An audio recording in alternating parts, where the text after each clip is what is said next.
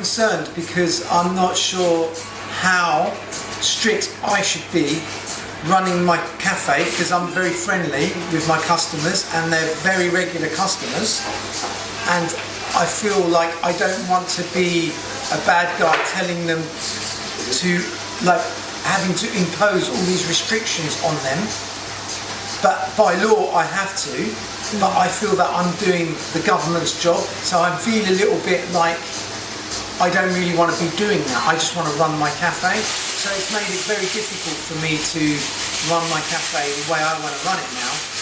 And I would, to be honest with you, I don't know. I'm very confused about this level now of second tier. I really am very confused, and I think it will affect my business. But what I've experienced here with people, a lot of people are they're just not getting it. They're not trying to be compliant. They're not really.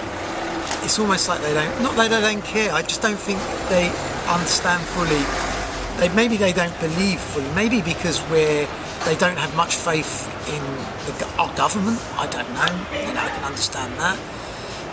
We're not exactly being led very well, I personally feel. So,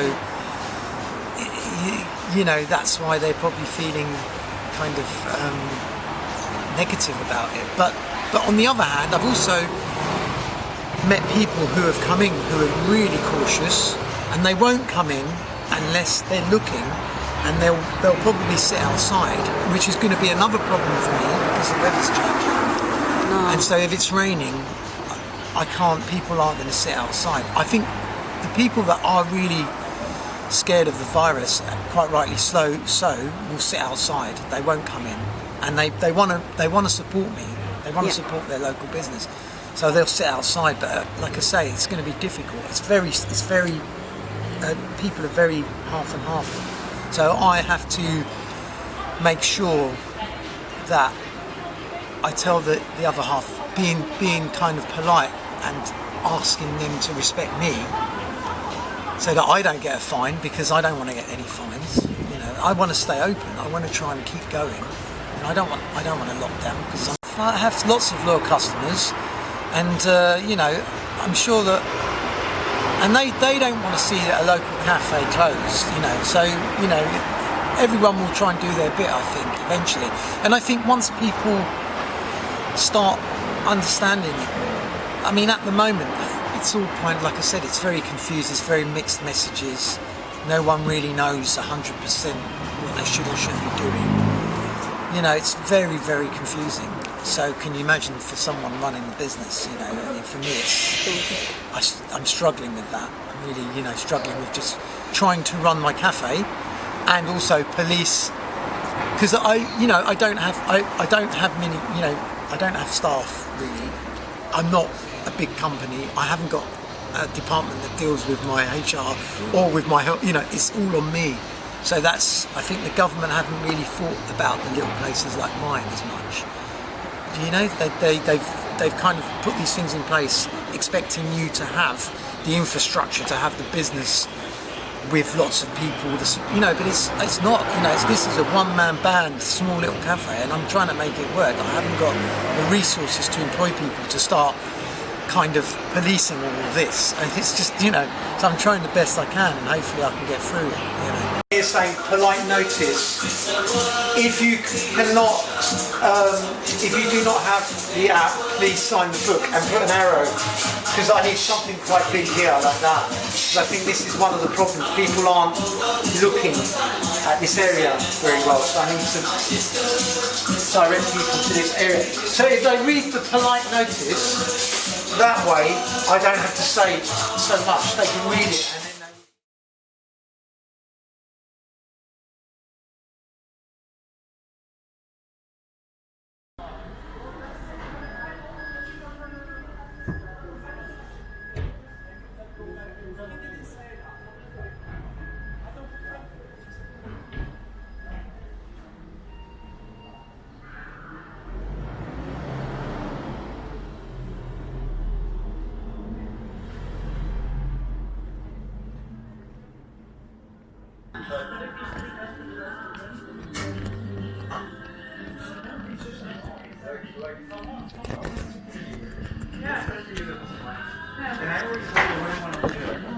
So we definitely have seen, because we mostly rely on office workers to come, and they're our main customers. So now that we're in tier 2, less people are coming into work, which means we're getting less customers. So we're quite. Usually we have 3 people on, but now 1 person is enough, just because we have much less demand.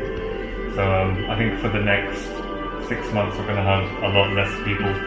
But then, like, you know, we are a small business and there are very few people here, so hopefully we'll be able to carry on if we just keep our costs down. If the landlords help us out, if the government helps us out, we'll be able to get through.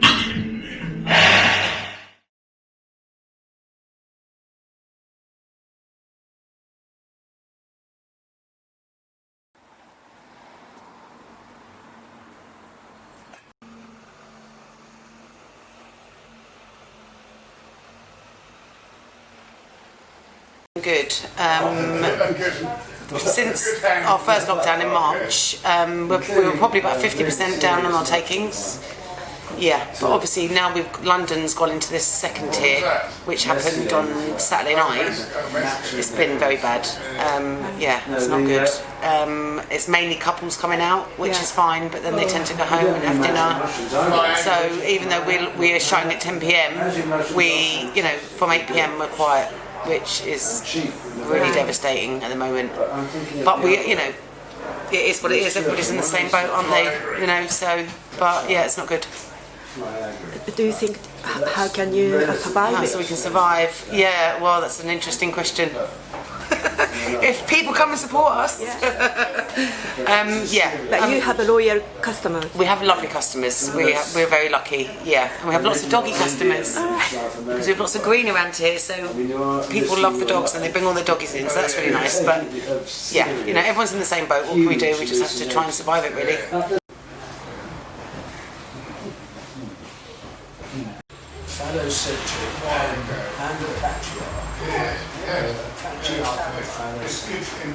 No, I think it's really irrelevant. Yeah.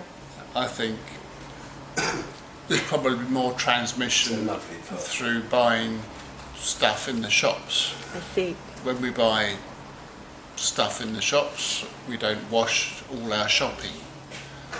You know, maybe we should.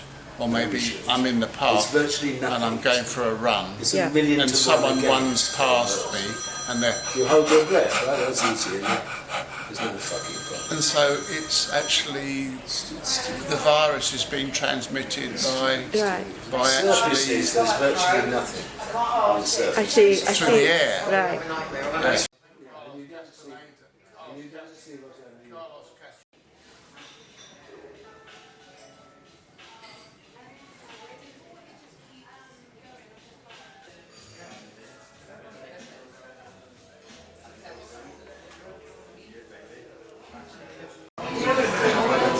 So I've been back in London for a few months. I was living in Kyoto for a while, where everybody was being quite careful about the corona situation. Since coming back to London, it's been more necessary to have laws to get people to do what they're meant to do, but still being fairly relaxed and looking for ways to work around the rules to make sure they still have some amount of personal freedom.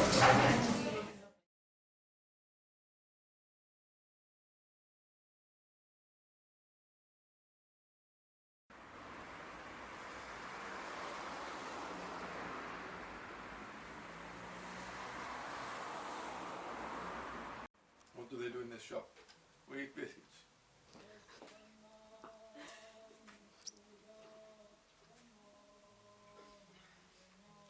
We don't stress.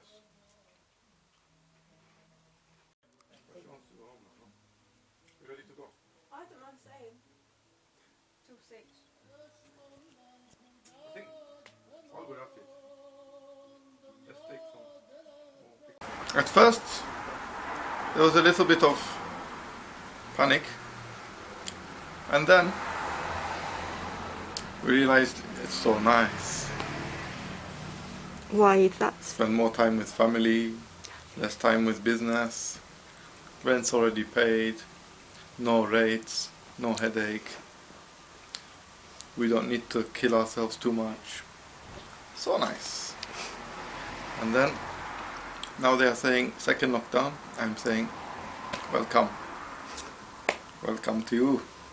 A bit more resting is good. We have another baby coming next month. It will be good timing. We can have a little rest, relax. 9 months later, we see where we are.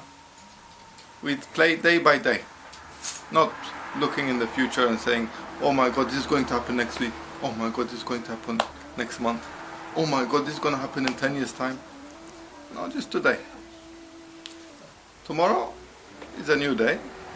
It will come with its separate problems and separate solutions. And the day after will come with its own problems.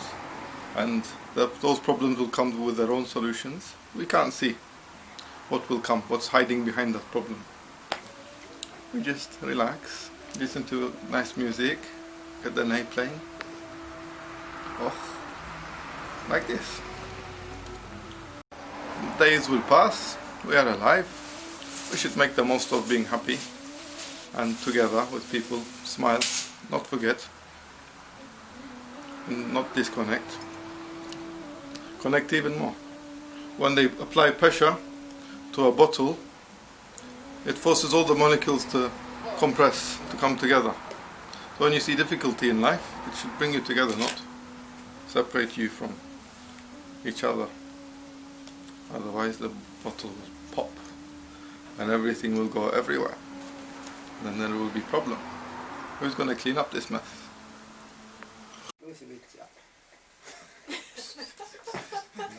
I didn't say that.